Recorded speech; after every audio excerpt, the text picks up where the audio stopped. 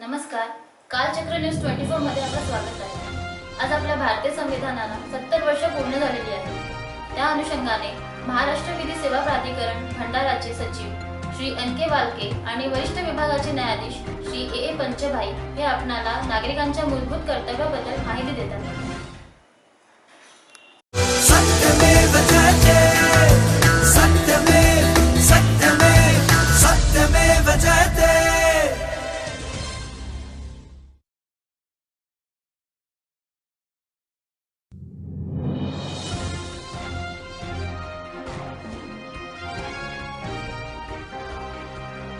नमस्कार मित्रो,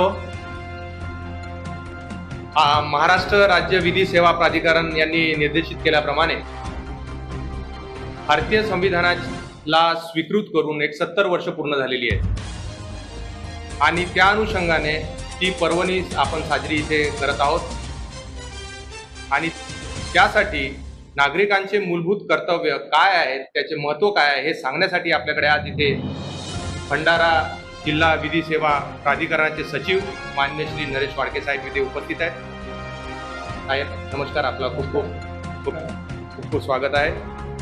सर, पहिला प्रश्न माझा असा आहे की हा जो आजचा कार्यक्रम आहे हे आयोजन करण्यामागील उद्देश काय आहेत आणि त्याबद्दल थोडक्यात राष्ट्रीय विधी सेवा प्राधिकरण, राज्य विधी सेवा प्राधिकरण तसंच तालुका विधी सेवा समिती भारतीय घटनेच्या अनुच्छेद 39 नुसार सर्वांना समान न्याय मिळण्यासाठी मागासवर्गीय, स्त्रिया, कमकुवत, दुर्बल वर्गातील लोकांना मोफत विधी सहाय्य देण्याचे कार्यक्रम. शासनाच्या असं लक्षात आलं की सर्व नागरिक देशाप्रती, समाजाप्रती असलेल्या घटनेची कर्तव्याचे सकारात्मक परिणामकारक पालन करू शकतात. ते अधिकाराबाबत जास्त जागरूक असतात परंतु कर्तव्याकडे दुर्लक्ष करतात. याची जाणीव नागरिकांना करून देण्यासाठी विविध कार्यक्रमाचे आयोजन प्राधिकरणाने केले. 2015 आणि 16 मध्ये 26 नोव्हेंबर संविधान म्हणून साजरा करण्याचे शासनाने ठरविले आणि राज्यघटनेच्या स्वीकारण्यास आपल्याला 49 पासून 70 वर्ष झाली. ते साजरा करण्यासाठी राष्ट्रीय स्तरावर विविध कार्यक्रमाचे आयोजन करण्यात आले, परंतु या कोविड संकटामुळे आपल्याला त्याचं प्रसारण करण्यासाठी या माध्यमाचा उपयोग करावा लागतो. बरोबर आहे सर. मला हे म्हणायचं की थोडक्यात भारतीय राज्यघटनेत या मूलभूत कर्तव्य हे केव्हा समाविष्ट करण्यात आले?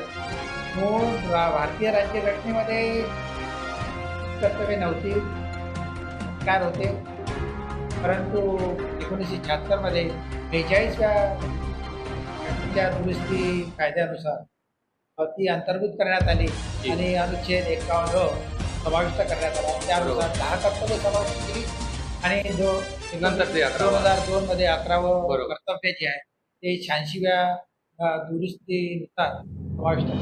जी. तर मला सर हे सांगायचं आहे की आपण सांगितलं की हे नंतर समाविष्ट करण्यात आले, 76 नंतर, 2002 नंतर.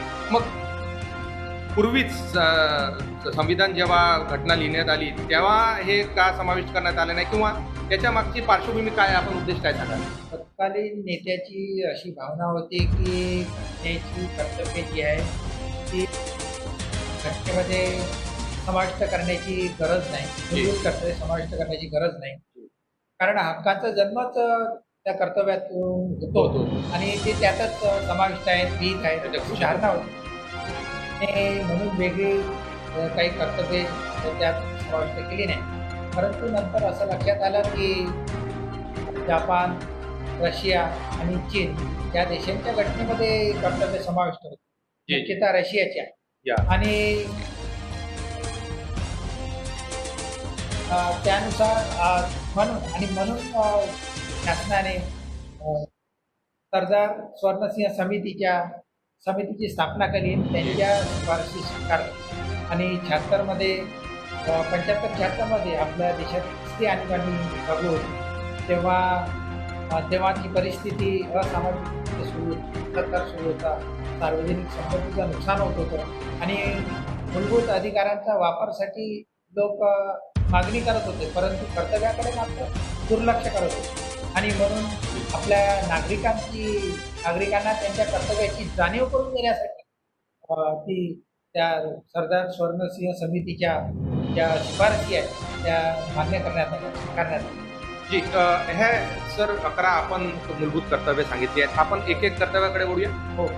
सर्वप्रथम मला हे पहिलं मूलभूत कर्तव्य माझ्या लक्षात येत आहे की संविधानाचे पालन करणे आणि त्याचे आदर्श व संस्था, राष्ट्रध्वज व राष्ट्रगीत यांचा आदर करणे हे तर नियमित गोष्टी आहेत. या हे कर्तव्य म्हणून का समाविष्ट करतो? बरोबर, अगदी बरोबर. परंतु संविधान हा आपला देशाचा सर्वात मोठा कायदा आहे. जी त्यातील तरतुदीचे जर आपण पालन केले जी किंवा त्यात मूल्य आहेत, व्हॅल्यू ज्याला व्हर्च्युअल आणि व्हॅल्यूज जी. म्हणतात, त्याचं जर पालन केलं, तसेच जर आपला राष्ट्रध्वज आहे, राष्ट्रगीत आहे, याचा आदर केला तर आपल्या देशात कायद्याचं राज्य स्थापन होऊ शकतं. जी आता राष्ट्रध्वजाचं तर उदाहरण घेतलं, जी. त्यातील जे 3 रंग आहेत ते आपल्याला साहस, शक्ती, प्रेरणा, प्रगती, विकास.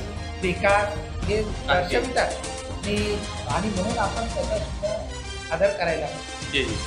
तर मला हे म्हणजे नेहमी असा प्रश्न पडतो जेव्हा मी कर्तव्यांची बघतो की हे राष्ट्रीय स्वातंत्र्य लढण्यास स्फूर्ती मिळाली, त्याच्या उदात्त आदर्शाची जोपासना करून त्याचे अनुसरण करणे, या गोष्टी मला असं वाटते आपल्या जीवनाशी निगडीत आहेत नागरिक म्हणून. तर याची म्हणजे कर्तव्याची याला काय आहे? अगदी बरोबर. आपल्याला जे आपल्या या पिढीला जे स्वातंत्र्य मिळालं आहे ते आपोआप मिळालं. आपण काही बलिदान केले नाही, बरोबर. परंतु आपल्या भारतीय सैनिकांनी, देशभक्तांनी त्यासाठी प्राण गमावले. काही निस्वार्थ वृत्तीनं त्याग केला आहे. जी आणि म्हणून त्यांनी जे मिळवलेले स्वातंत्र्य आहे ते आपण टिकवण्याची आपली फार मोठी जबाबदारी आपल्यावर आहे. आणि म्हणून आपली ती नैतिक जबाबदारी. डॉक्टर बाबासाहेब आंबेडकरांनी जर सांगितलं की जो अपना इतिहास नहीं जानता वो इतिहास लिख नहीं सकता, तो त्या अनुषंगाने मला वाटतं हे कर्तव्य आहे इथे नमूद केलं असावं. साहेब, भारताची सार्वभौमता, एकता व एकात्मता उन्नत ठेवणे व त्याचे संरक्षण करणे याच्याबद्दल हे जे तिसरं कर्तव्य आपलं काय? सार्वभौमता म्हणजे आपला देश जो आहे सीमायुक्त आहे, त्याच्यावर कोणाचं वर्चस्व नाही. जी आणि आपण भारताचे नागरिक आहोत म्हणून आपण देशासाठी काय करू शकतो, आपली वैयक्तिक तत्त्वे बाजूला, उद्दिष्ट बाजूला ठेवून समाजासाठी, देशासाठी, प्रगतीसाठी देशाच्या काय करू शकतो. कारण आपण सामाजिक प्राणी आहोत. माणूस हा सामाजिक बंधुभावाचा बंधुभाव, आणि आपण समाजापासून दूर राहू शकत नाही, समाजासोबतच राहणार. आणि म्हणून जर देशाची प्रगती करायची असेल तर आपल्या एकता, बंधुता, समता हे असे कुटुंबाच्या सदस्य आपण एका कुटुंबाचे सदस्य आहोत. ही भावना जागृत झाली की आपल्याला देशप्रेम आणि देशाचा विकास हा आपोआपच. जी जी. फार सुंदर कर्तव्य आपण सांगितलं. साहेब, हे जे देशाचे संरक्षण करणे किंवा त्याच्याबद्दल अहवाल केले जाईल किंवा राष्ट्रीय सेवा बजावणे हे काय गरज आहे? म्हणजे सैनिक तर आहेतच त्या कामासाठी, प्रत्येकाने आपलं काम करायचं आहे, तर डॉक्टर्स किंवा इंजिनियर्स किंवा इतर नागरिकांनी सेवा बजावण्यासाठी कशासाठी जायचं, हे कर्तव्य काय आहे? बरोबर. आपल्याला माहित आहे की देशाचे संरक्षण सैनिक करतात, जी, परंतु ही त्यांची जबाबदारी नाही, आपली सुद्धा नैतिक जबाबदारी आहे. जर एखादं असं संकट आलं की जर आपल्याला वेळ आली तर सामान्य नागरिकांनी सुद्धा त्यांच्याप्रमाणे देशसेवा, देशाचे संरक्षण करण्यास तयार असायला, सज्ज असायला कोणत्याही वेळी केव्हाही. सुभाषचंद्र बोस साहेबांचं हो, उदाहरण देता बिलकुल. येईल. हे जे 5वं कर्तव्य आहे साहेब, धार्मिक, भाषिक व प्रादेशिक किंवा वर्गीय भेदांच्या पलीकडे जाऊन भारतातील सर्व जनतेमध्ये सामंजस्य व बंधुभाव वाढीला लावणे, स्त्रियांच्या प्रतिष्ठेला उणेपणा आणणाऱ्या प्रश्नांचा त्याग करणे. माझ्या मते हे सर्वात म्हणजे आज हा ऐरणीवर आलेला मुद्दा आहे. स्त्रियांचा आदर किंवा हे जे तेढ, धार्मिक किंवा प्रादेशिक तेढ निर्माण. स्त्रियांच्या आपण हे तर आपल्याला मानावंच लागेल की आपल्या देशात हित आहे अनेक बाबतीत, जाती, धर्म, वंश, संस्कृती. आणि हे माहित आहे की आपल्याला सर्व एकाच ठिकाणी राहायचं आहे, बरोबर, की एकत्र राहणारच आहोत. आपण काही कुणाला बाहेर काढून राष्ट्रभावना. आणि म्हणून आमचा सामंजस्य, बंधुभाव असतात. जी, आपण नागरिक आहोत देशाचे. आपण एका धर्माचे नागरिक नाव, वंशाचे नाव, संस्कृतीचे नाव, भाषेचे, प्रदेशाचे नाही, एकच नागरिक, फक्त एकच नागरिक. अमेरिकेसारखं नाही. बिलकुल बिलकुल. आपल्या म्हणजे फेडरल सिस्टीम जी आहे असली तरी नागरिकत्व नागरिकत्व आता एक एकच. एकच आहे. बरोबर. आता स्त्रियांबद्दल फार महत्वाचा प्रश्न आहे हा. हा. की स्त्रियांबद्दल आपण जर विचार केला आज मुलगी जन्माला आली तर आपण तिचं स्वागत करतो का जी. असाच प्रश्न विचारतो जी की तिला आपण माणसासारखं वागवतो का जी आणि तिला तिचं स्थान खरोखर मिळालं का आणि तिच्या विरुद्ध आपण काही प्रथा काही पाडतो आणि आपल्या संस्कृतीकडे जाऊ. आपली संस्कृती जी आहे ती प्रधान होती त्याबद्दल काही घाल परंतु त्यांना आपण संधी दिली नाही. स्त्रियांना 50% स्त्रिया आपल्या भारतात आहेत, देशात आहेत, जगात सुद्धा आहेत 50% सरासरी. आणि आता जर बघतोय की स्त्रियांची प्रगती जी आहे ती पुढे सुद्धा गेलेली आहे आणि हीच संधी जर आपण त्यांना शतकापूर्वी म्हणा किंवा पूर्वीच दिली असती तर आजचं आपलं भारताचं चित्र भारतात समतोल विकसित देश राहिला. बरोबर. म्हणून स्त्रियांचा सहभाग विकासासाठी घेतल्याशिवाय त्यांनी सहभागी झाल्याशिवाय देशाचा विकास होऊ शकत नाही. साहेब खूप मला असं वाटतं की हा प्रथम क्रमांकावर हा हे मूलभूत कर्तव्य ठेवलं पाहिजे. आणखी मला एक 2-3 फार सुंदर कर्तव्य इथे सूचित दिसत आहेत. एक 6वं मूलभूत कर्तव्य फार मला माझ्या आवडीचा विषय असतो. आपली जी संमिश्र संस्कृती आहे हा समृद्ध वारशांचे जे आपले मोल आहे ते जाणून घेणे ते जतन करणे हे हा कर्तव्य फार याबद्दल वाद नाही की आपली संस्कृती आहे. आपण आपापल्या धर्माचे पालन करतो तसा अधिकारही आपल्याला घटनेत आहे. जी जी परंतु आपण दुसऱ्याच्या धर्माचा सुद्धा आदर करायला पाहिजे. ते आपलेच बंधू आहेत आणि त्यांच्याबद्दल प्रेम बंधुभाव सामंजस्य असतं तर आपल्याला एकात्मता आणण्यास काही अडचण जाणार नाही. परंतु आणि म्हणून एक गोष्ट सोशल हार्मनी एक गोष्ट लक्षात ठेवायची की कोणतीही गोष्ट करताना संस्कृती चालेल पालन करताना ते थोडंसं शास्त्रीय दृष्टिकोन समोर ठेवा. त्याचे प्रोज अँड कॉन्स त्याचे परिणाम काय होतील असं पाहूनच त्याची अंमलबजावणी. हा जो शास्त्रीय दृष्टिकोन आपण सांगितलं साहेब मला नीट त्या याच्यावर येणारच आहे मूलभूत कर्तव्यावर. पण त्याच्या आधी मला एक 7वं मूलभूत कर्तव्य सांगावंसं इथे वाटते की वने सरोवरे नद्या व वन्य जीवसृष्टी यासह नैसर्गिक पर्यावरणाचे रक्षण करून त्यात सुधारणा करणे व प्राणीमात्रांवर दयाबुद्धी बाळगणे म्हणजे या गोष्टी आपल्याला धर्म जो शिकवतो त्याच्यामध्ये त्या कायदेशीर ह्या गोष्टी बाब टाकण्याची काय गरज. बरोबर. आता पर्यावरणाला आपण आपल्यापासून दूर सारू शकत नाही. त्याचे असमतोलाचे परिणाम आता सध्या तरी आपण म्हणजे कोविड सुद्धा हे त्याच्यातला प्रकार आहे. आणि यापुढेही असंच राहणार. म्हणून आपल्याला मूलभूत कर्तव्य अंतर्भूत करण्यापूर्वी सुद्धा शासनाने लोकसभेने वेगवेगळे कायदे करून वन कायदा त्यालाही उशीर लागला.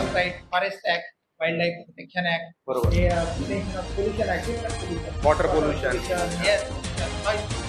अनेक कायदे केले. फॉरेस्ट प्राण्यांसाठी prevention of cruelty animals act अशा प्रकारे वेगळे कायदे आणून करून सुद्धा आपल्यावर ते त्याचं पालन करण्याची जबाबदारी. साधं झाडाचं उदाहरण घेतलं आपण ते एक झाड जे आहे वृक्षारोपण केल्यावर त्याला ते ऑक्सिजन देतं. वातावरणातील दूषित वायू कार्बन डायऑक्साईड स्वतः शोषण करतो आणि आपल्यासाठीच आहे ते कर्तव्य आपल्यासाठीच आहे. पाण्याचा प्रश्न असतो. पाण्याची पातळी सुद्धा राखून झाड मदत करतो. म्हणून वृक्षारोपण वन संवर्धन पर्यावरण संरक्षण आणि संवर्धनाशी एक प्रकारचा सोशल कॉन्ट्रॅक्ट आहे हा सामाजिक करार आहे. त्याशिवाय आपल्याला जीवनच जगता येणार आहे आणि पुढच्या येणाऱ्या पिढीला सुद्धा आपण चांगलं जीवन देऊ शकणार जर पर्यावरणाचं सस्टेनेबल डेव्हलपमेंट आहे. त्यातून हा मधला मार्ग. एक तर आपल्याला विकासही करायचा आहे दुसरीकडे पर्यावरण आणि या संपत्ती सुद्धा राखायचा. त्यातून न्यायालयाने काढून दिलेला त्याला सस्टेनेबल डेव्हलपमेंट बरोबर आहे. समतोल राखण्यासाठी फारच महत्वाचं आहे. साहेब मला एक सर्वात मोठा असा जो मूलभूत कर्तव्य जे असं वाटतो या पूर्ण लिस्टमध्ये तो माझा 8वा माझा एक मला असं वाटतं की विज्ञाननिष्ठ दृष्टिकोन मानवतावाद आणि शोधक बुद्धी व सुधारणावाद यांचा विकास करणे हा किती महत्वाचा. अगदी तुम्ही खरं बोलता. कारण ही शोधक बुद्धी हे आपण सरळ विषयावर अंधश्रद्धा जी जी ते श्रद्धा असावी पण अंधश्रद्धा म्हणजे नसावी याच्या श्रद्धेला तळा जात नाही. बिलकुल. कारण ते मग सांगितल्याप्रमाणे आपण एखादी करत आहोत पण ते शास्त्रीय दृष्टिकोनात बाळगून त्याचे परिणाम काय होतील, प्रोज अँड कॉन्स जसं म्हणतो आपण, त्याचा विचार करायला पाहिजे. साधं साधं म्हणजे उदाहरण धर्माच्या विरुद्ध नाही. नाही, धर्माशी काही संबंध नाही. थोडासा आपण विचार करा. साधी गोष्ट या सामान्यपणे मांजर आडवी गेली की आपण की माझं काम होणार नाही अशुभ आहे. मग सरळ मांजर जर उभी गेली तर विज्ञानाचं जर तंत्र लावलं, गणिताचं तंत्र लावलं, सूत्र लावलं तर मांजर सरळ गेली तर काम व्हायलाच पाहिजे. अजून स्पष्ट करून सांगायचं ना, ते एक जागेसाठी सुंदर एका उदाहरण. जागेसाठी मुलाखत आहे, 100 उमेदवार आहेत. सर्वांना मांजर आडवी जरी गेली तरी एकाच मात्र निवड होणार एकाची. आणि सर्वांनी जर खूप प्रयत्न केले तरी वेगवेगळ्या संस्कृतीचं काही केलं तरी शेवटी मात्र 99 लोकांना अपयश येणार. जी. आणि म्हणून अशा वेळी आपण काय करायला पाहिजे, सर्वांनीच प्रयत्न करायचे, अतोनात प्रयत्न करायचे. आणि त्या दिवशी जरी यश मिळालं नाही तरी त्या प्रयत्नाचे, अभ्यासाचे, शिक्षणाचं फळ आपल्याला भविष्यात रॅशनॅलिटी थोडक्यात ते असायला पाहिजे. कोणती श्रद्धा एखादी गोष्ट करण्यापूर्वी त्याचे परिणाम जाणून घ्यायला पाहिजे. एक शास्त्रीय जे सायंटिफिक अप्रोच असा ठेवायला पाहिजे. म्हणजे सायंटिफिक टेम्पर डेव्हलप करायला. पेपर ठेवायला. साहेब, फारच सुंदर हे उदाहरण आपण समजावून उदाहरणासहित सांगितलेलं आहे. मूलभूत कर्तव्य जे 9वे आहे की सार्वजनिक मालमत्तेचे रक्षण करणे व हिंसाचार निग्रहपूर्वक त्याग करणे, हे तर म्हणजे इतकं बेसिक आहे की याच्याबद्दल कर्तव्य सांगायला सुद्धा नको. प्रमाणे हा हिंसाचार सुद्धा आपल्या विकासात येणारा अडथळा करणारं बाधक पहिलं आहे. कारण जेव्हा माणूस ग्रुपमध्ये गटामध्ये एकच सामोरं येतो आणि जी. एखादं कृत्य करतो, हिंसाचार करतो, जी. तेव्हा तो अंधश्रद्धेप्रमाणे आंधळा होऊन जातो. थोडा विचार करत नाही, शास्त्रीय दृष्टिकोन सोडूनच देतो. खाली साधं उदाहरण घेऊ, रेल्वेची जाडपोड, बसची जाडपोड नुकसान होणार, त्या विभागाचं नुकसान होणार, तोट्यात येणार विभाग. काय करणार? पर्याय कामावरून कर्मचारी काढणार, नाहीतर करवाढ करणार, दरवाढ करणार आणि करदात्यांना जास्त बोजा त्यांच्यावर बोजा त्यांच्या शेवटी ते म्हणजे आपणच. म्हणजे आपणच नुकसान करायचं कुणाचं तर एका आपलं. खिशातून काढलं आणि दुसऱ्या खिशात म्हणून- टाकलेलं आणि असतं. म्हणून आपण असा विचार करायला की जी सार्वजनिक संपत्ती आहे ती माझी आहे, माझ्या देशाची आहे, माझी आहे, तर संरक्षण करणं हे माझं कर्तव्य आहे. असा जर Loss विचार- आपलाच आहे. हो. साहेब, हे जे मूलभूत कर्तव्य आपण नव सांगितले त्यामध्येच हा एक 10वा पण तसाच आहे की राष्ट्र सतत उपक्रम व सिद्धी यांच्या चढत्या श्रेणी गाठत जाईल, अशा प्रकारचे सर्व व्यक्तिगत व सामुदायिक कार्यक्षेत्रात पराकाष्ठाचे यश संपादन करण्यासाठी झटणे आणि ही प्रत्येक भारतीय नागरिकाची कर्तव्य आहे. हे भारतीय राज्यघटनेचं मुख्य उद्दिष्ट सर्वांचा सर्वांगीण विकास करणे. जी सर्व म्हणजे कोण? नागरिक.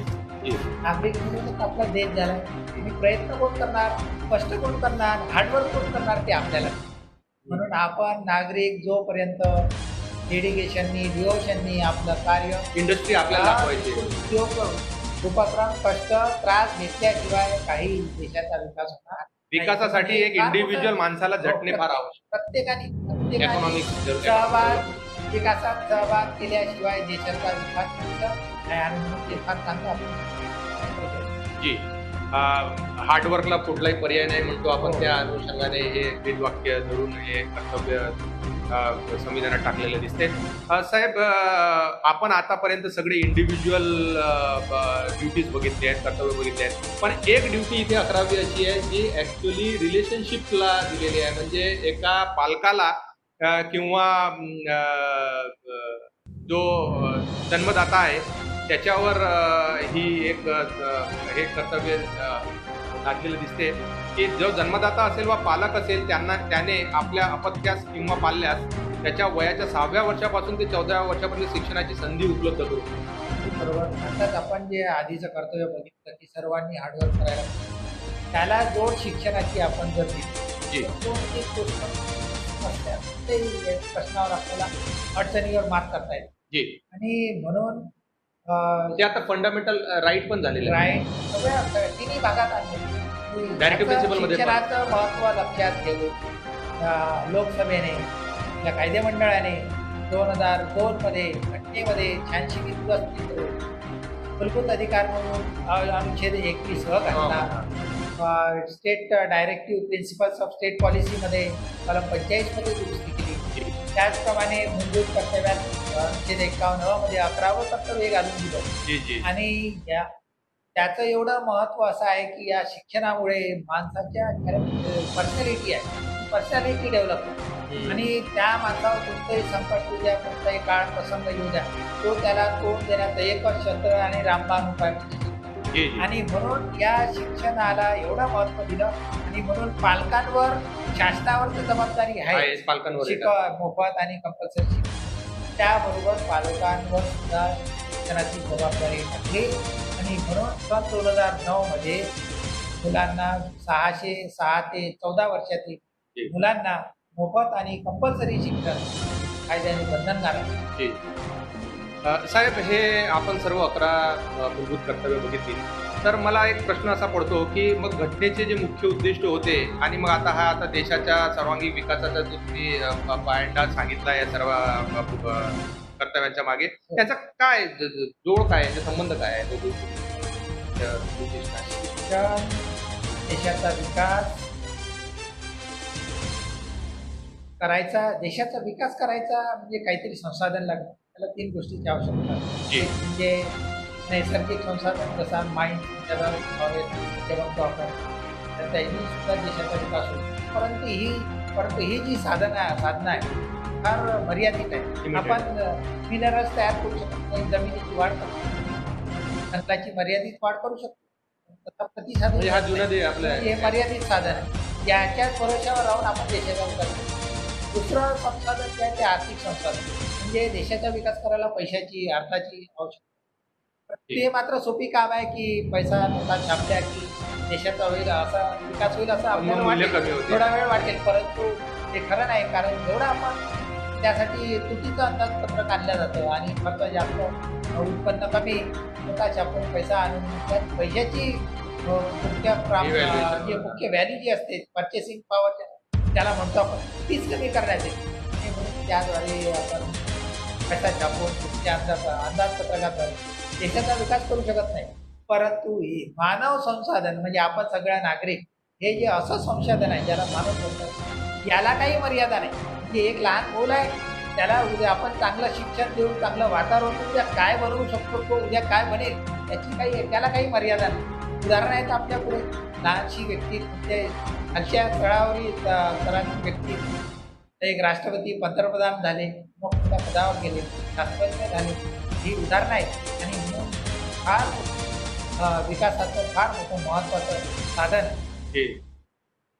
साहेब, आपण सगळे मूलभूत कर्तव्य विषदच केलेले आहेत. मगाशी ते सांगितलं 86 त्याच देशाने ती 2002ची घटनेमध्ये शिक्षणाच्या बाबत. साहेब, हे आपण सांगितलं की मूलभूत कर्तव्य समाविष्ट करण्यात आले, पण त्याचे पालन न केल्यास शिक्षेचं प्रावधान मात्र काही कॉन्स्टिट्यूशन मध्ये दिलेलं दिसत नाही. बरोबर.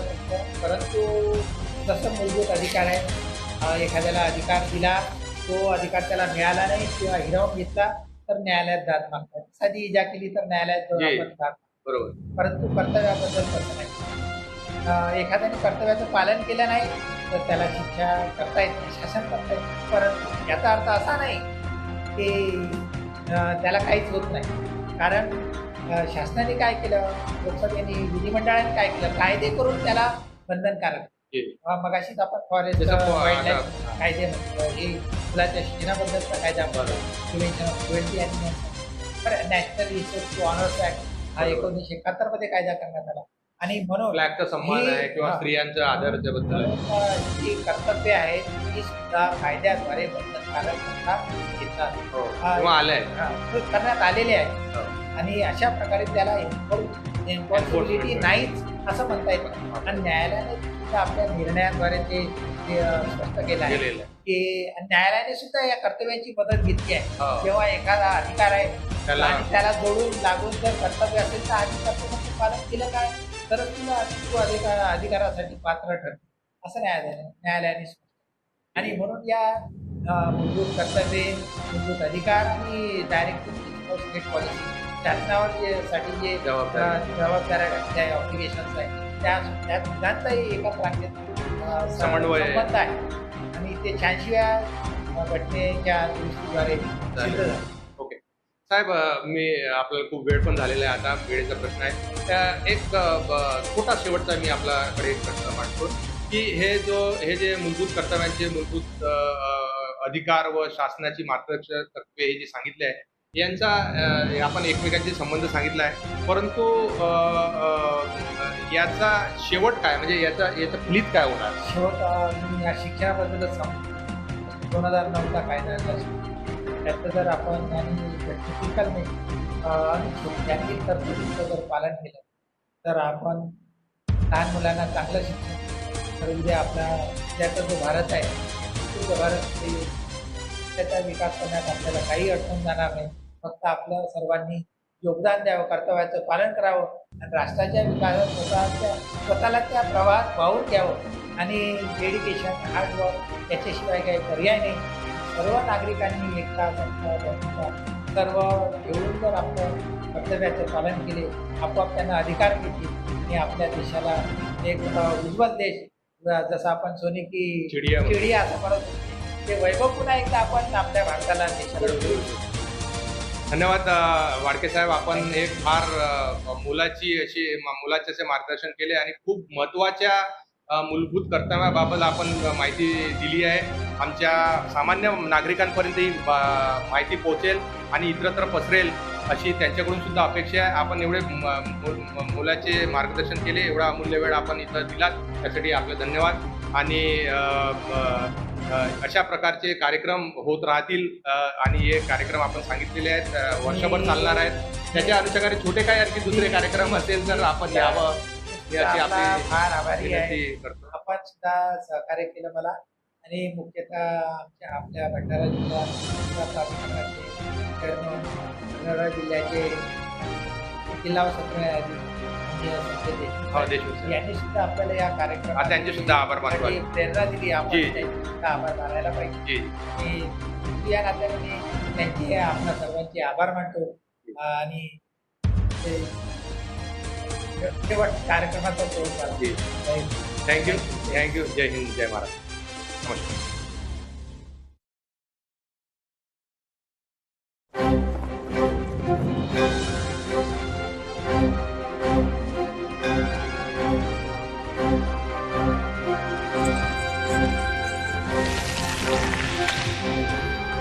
एहसास न्याय का सबके लिए, आकाश न्याय का सबके लिए, उल्लास न्याय का सबके लिए, विश्वास न्याय का सबके लिए। अपने इस हिंदुस्तां पर हक हमारा भी तो है, इंसाफ के इस आशिया पर हक हमारा भी तो है। एक मुट्ठी आसमां पर हक हमारा भी तो है, एक मुट्ठी आसमां पर हक हमारा भी तो है।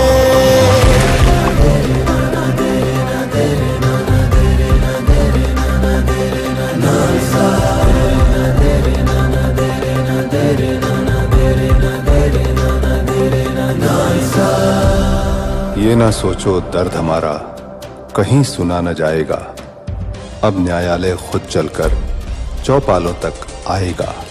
लाचारों को न्याय मिलेगा, दुखियारों को न्याय मिलेगा, कमजोरों को न्याय मिलेगा, मजलूमों को न्याय मिलेगा। अपने इस हिंदुस्तां पर हक हमारा भी तो है, उम्मीदों के इस गुलसितां पर हक हमारा भी तो है। एक मुट्ठी आसमां पर हक हमारा भी तो है, एक मुट्ठी आसमां पर हक हमारा भी तो है।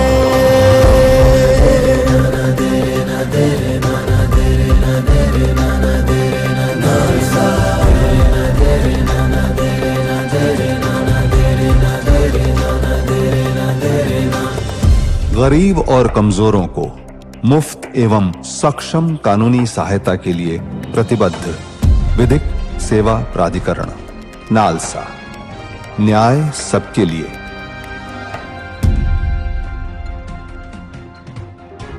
अशाच प्रकारच्या बातम्या बघण्याकरिता आमच्या चॅनलला लाईक आणि सबस्क्राईब करा. मी भाग्यश्री, आपण बघत आहात कालचक्र न्यूज 24.